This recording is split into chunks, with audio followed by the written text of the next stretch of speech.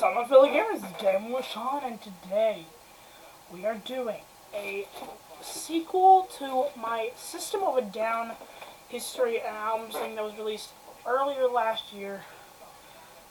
Where I reviewed System of a Down's history as well as, there are albums and what they went through, but today I'm doing it with the Ozman himself, Ozzy Osbourne. So, I'm even going to go through the live album and the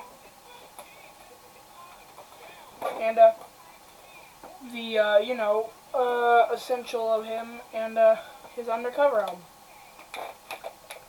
So yeah, let's get started. But before we do, we have to first talk about him with Black Sabbath. I only own Paranoid. That's the one that I'm not going to go get and show you guys, but I own Paranoid. Paranoid was a good album, and I must admit, but this, Ozzy Osbourne, let's just start off with his first his life. He was born John Michael Osbourne in Birmingham on December 3rd, 1948. He once wanted to kill himself because of the fact that teenagers would probably bully him. And then, of course, he would always want to attend school plays and even act in school plays too. And then he got arrested for doing some kind of crime. I don't remember what he did. Then he joined Black Sabbath. Well, it was originally called Earth, but now we know them as Black Sabbath. Hang on, I'm going to do something real fast. I'll be right back. So now Black Sabbath would release their debut album. And now, in 1979, he went solo.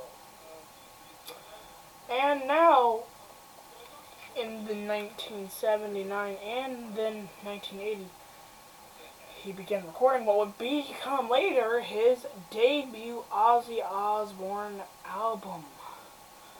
Which, beautiful album, I must admit. It's got so much good stuff. This is probably one of his greatest albums. In fact, one of the greatest metal albums of all time. Yeah, Ozzy was great, and he still is with this album. That was also his first out of the two he would have with Randy Rhoads, which we'll talk about soon in a minute. And then in 1981, he already then started to begin recording what would then, now, as we all love it, he would be recording Diary of a Madman. Darn Diary of a Madman. Oh man, this album has good times. Good times. So these would become the first and only albums to have Randy Rhoads on before his death on March 19th, 1982. Rhoads was a passenger on an airplane that sadly crashed and killed everyone on board, including Randy Rhoads himself. Then he hired a guitarist, Jake E. Lee, which then they started to record Bark at the Moon. Bark at the Moon then got recorded. Now, Bark at the Moon came out in 1983, which was probably one of Ozzy's, in my opinion, the album at that point in time was his heaviest. Like in the 1980s, I think that was his heaviest.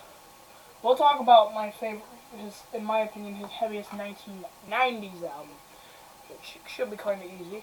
And also, Jake E. Lee would also feature on the 1986's The Ultimate Sin. My bad, I forgot the name of it. This would later start the big discography where he had 4 solo albums. 2 with Randy and 2 with Jake. But now we go to with Zakk Wylde finally. Heck yeah. I freaking love Zakk Wylde. Zakk Wylde's first appearance would not be until, when this album come out, it would not come out until 1988's No Rest for the Wicked. Now in my opinion, it's a memorable album. Ozzy is just being who he is. He's releasing albums, and Ozzy Osbourne at that point, he was getting to the heaviest point in his career. In fact, Miracle Man's probably my heaviest song that was on like his 1980s type, you know. But fast forward, we're getting to like the No More Tours 1. Like to now we're in 1990 era of Ozzy, which, like I said, not only is this my favorite album, this is also his heaviest album in my opinion, the 1990s. No More Tears. And then, well, it would then evolve to the first 6 albums from Ozzy Osbourne's discography. But all of those are great albums. I can't say nothing bad. They're all great albums, in my opinion. I ranked No More Tears as number 1 because I have lots of my favorite tracks on that album. Desire's my favorite one. But to be fair, No More Tears is the heaviest one as well. Desire and No More Tears are my heaviest songs that are on this album, in my opinion. Now let's get back and track on the history of him. He then had his No More Tours 1, because, you know, he had 2 in 2018, which I'll get into that as well. Ozzy came back and then in 1995 and recorded Osmosis. Okay, Osmosis is a good album as well. I can't say as well, nothing bad about it. And Ozzy also would reunite with Black Sabbath kind of near too at the point in time. But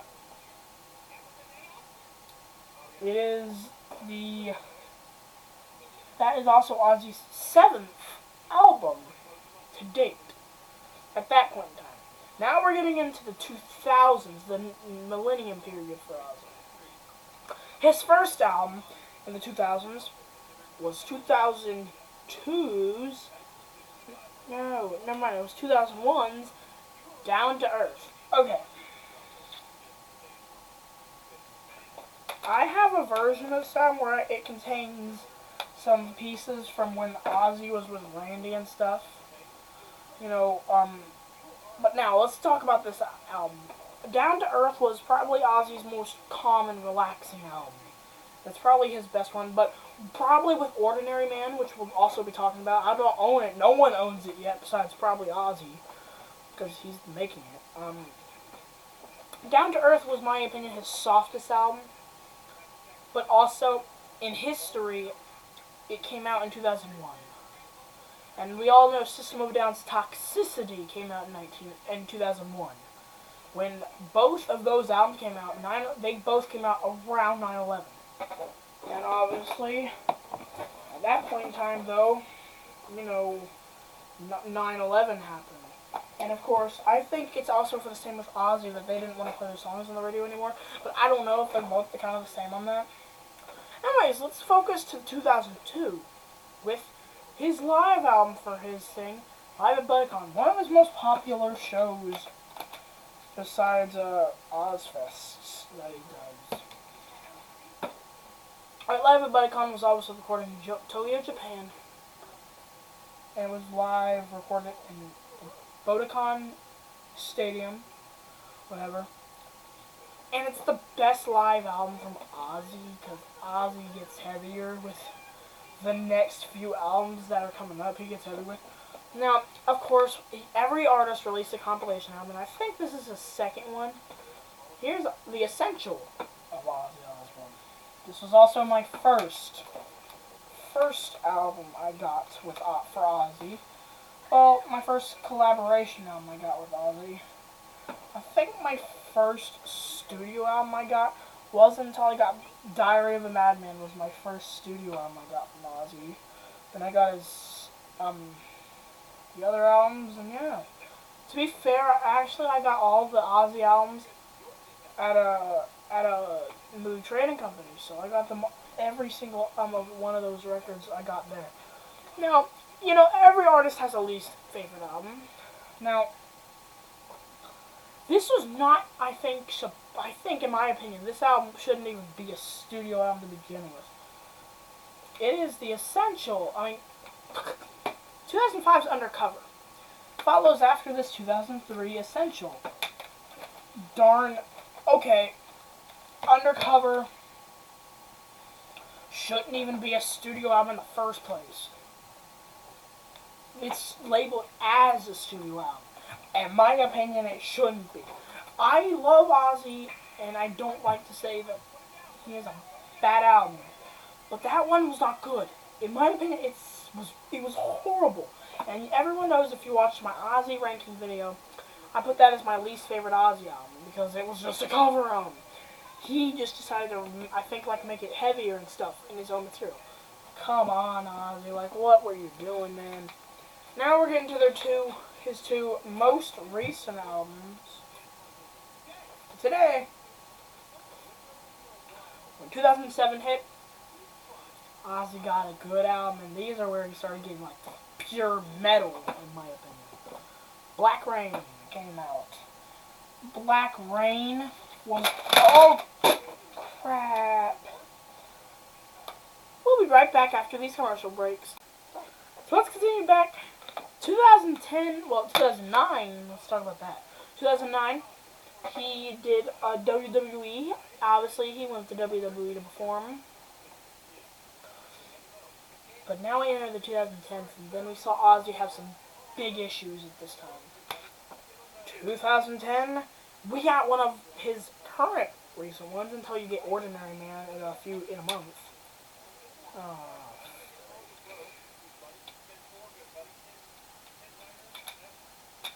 Anyways, in 2010, we got probably one of my favorite and heaviest albums, Scream. Yeah, Scream is like that pure metal album. Hang on, I'll be right back. I gotta go set these down. I'll be right back. So yes, Ozzy in the 2010s has had some big issue. Oh, and by the way, tell me how y'all freaking like my new thing I made here. These I am gonna keep up here forever. This is my Iron Maiden self-portrait thing. It's got Yannick, Eddie, all different types of Eddies, Nico McBrain, Steve Harris, Adrian Smith, and Bruce Dickinson all together playing their show together. It's awesome, bro. But anyways, yeah, but about Ozzy, he was in his different stage at this point. Like, okay, here we go. Now let's start getting into some good parts in this year, in the years he's been touring. So, his most actually recent album he's been on was, do you really consider it a fully on being an album? Like, in my opinion, his most recent one was 13, but everyone I think says that Hollywood's Bleeding from Post Malone and the Travis Scott and Ozzy and Post Malone collaboration with Take What You Want is probably the most recent thing he's done. No, we got Under the Graveyard. Isn't it See You in Hell or something like that? I don't know. Straight to Hell, my bad. And Ordinary Man, the track. So we got those. We have that. But now, I saw Ozzy Osbourne September 26, 2018 in the Dust Hefties Pavilion. One of my great concerts until I saw Iron Maiden last year. That explains why I have all this. Iron Maiden, man, was an amazing show. But, that's what we got. We got, oh, by the way, I forgot to mention, Ordinary Man, February 21st. Buy it. You gotta support the man. I'm supporting him. Go watch that documentary, by the way, of him, if you want. But, yeah, I'll see you in the next one. Bye, guys.